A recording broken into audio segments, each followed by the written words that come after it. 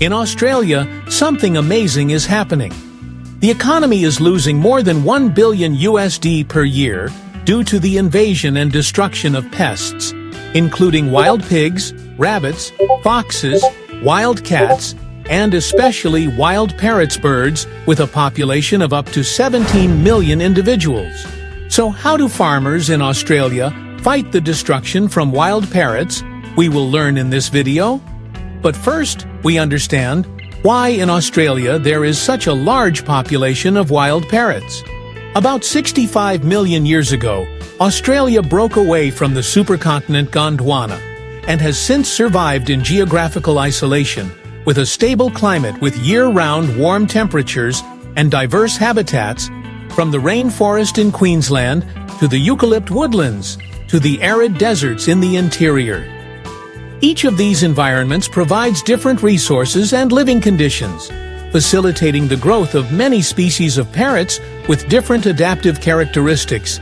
In addition, in Australia, parrots are provided with a very rich food source, including many species of trees such as eucalyptus and acacia, providing a large amount of food for parrots.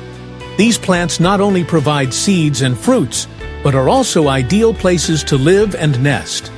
In addition, birds of prey in Australia account for a relatively small proportion of parrot populations, so it is not enough to effectively control parrot populations. Currently, there are more than 300 recognized parrot species in the world, most of which live in humid tropical forests in Central and South America, Africa, and Australasia, including Australia. In Australia alone, there are about 56 species of parrots, with a total estimated population of up to 17 million individuals. Notable species include sulfur-crested cockatoo, rainbow lorikeet, gala, crimson rosella.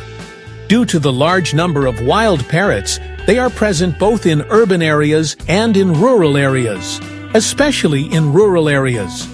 They destroy crops by damaging fruit, grain, and agricultural crops, causing great damage to farmers and ranchers. In addition, large numbers of wild parrots are concentrated in urban and suburban areas, where they can easily nest in crevices of roofs and other constructions.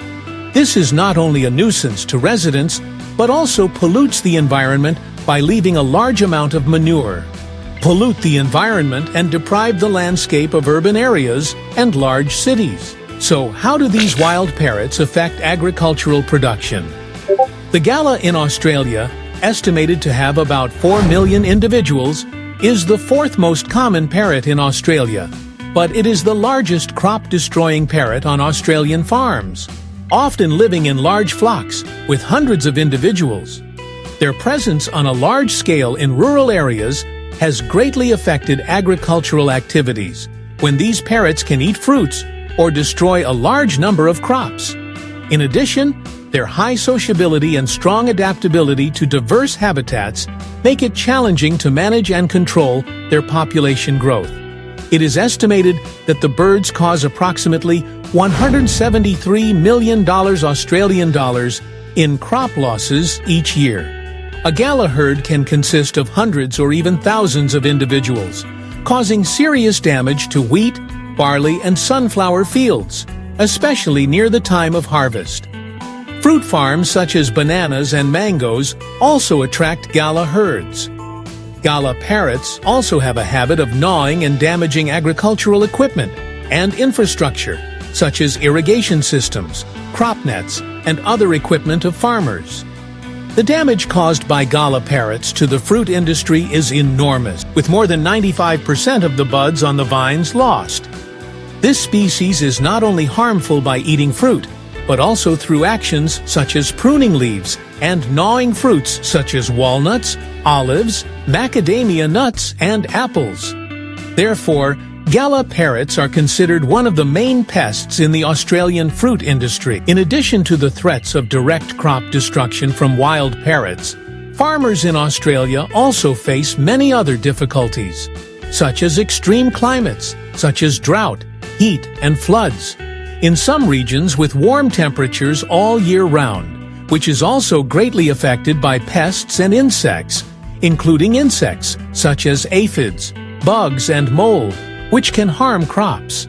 In addition to the policy impact of Western Australian farmers on their new obligation to preserve their indigenous cultural heritage, a recent study found that 69% of farmers on average view economic conditions and costs as a significant challenge compared to just 49% of all farmers in Australia. In contrast, among dairy farmers, 69% reported fewer economic and cost-related problems than the other 30% of farmers in Australia. Birds can directly harm plant parts, such as buds, leaves, and fruits, reducing the yield and quality of agricultural products.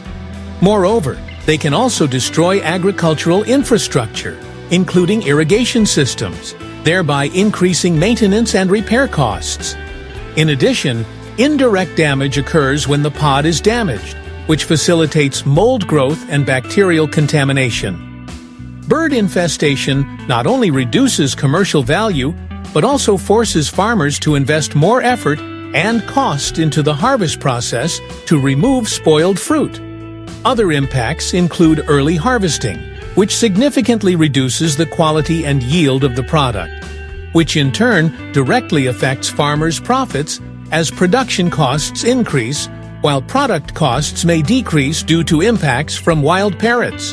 The report presented to Parliament by the Macadamia Industry Council, together with Victorian agricultural producers, highlighted the severe economic damage caused by the gala to the grain processing industry, particularly in Victoria. Significant losses were recorded with 42% of hazelnut production, 10% of olive production, and 5% of peanut production affected. Total damage costs are estimated at $8,800 to $277,000 USD. Moreover, much of the damage caused by gala species to fruit cultivation is immeasurable. So how can farmers prevent infestations from wild parrots? The first method is to use bird netting. This method is widely used in rural areas in Australia because it is affordable and highly efficient, sustainable, and does not harm the environment. Protective netting creates a physical barrier placed around the plants to prevent parrots from reaching and eating fruit or seeds. Mesh is usually made from UV-resistant polyethylene to ensure durability and efficiency. The use of bird nets is one of the most effective methods to control bird populations, with no harm to parrots, thus being favored by wildlife conservation communities to minimize the damage caused by invasive bird species. A less well-chosen method is the use of high ultrasonic frequencies in combination with the placement of bird of prey patterns. These devices help to make parrots feel unsafe and do not want to continue to be near farming areas, thereby minimizing infestation. Another less commonly used method is to spray non-toxic chemicals or repellents on the plant to create an unpleasant odor or taste that parrots do not like, causing them to stay away from the area, minimizing damage to the plant. A challenge for the government is how to maintain the ecological balance of parrot populations. Because the number of birds of prey in Australia is very low, conservationists must use ethical hunting methods to control the population, which not only helps prevent parrots from overgrowing, but also minimizes the negative impact on the environment. Through controlled hunting, conservationists make a significant contribution to the management of parrot populations, and this is part of a larger effort to preserve their natural habitats. Experts from wildlife management organizations and ethical hunting associations can provide insight into how to perform systematic studies to quantify and develop sustainable hunting strategies for individual parrots. These professionals also regularly emphasize the importance of preserving and restoring natural habitats, pursuing fair hunting practices, and ensuring that hunting practices adhere to high ethical standards. They argue that effective hunting management not only helps to keep populations within controlled limits, but also contributes to overall conservation efforts by supporting biodiversity and ecosystem functions. How do you feel about the interesting information we mentioned in this video? Share your thoughts in the comments section. Don't forget to like, share, and subscribe to watch more interesting videos. Goodbye.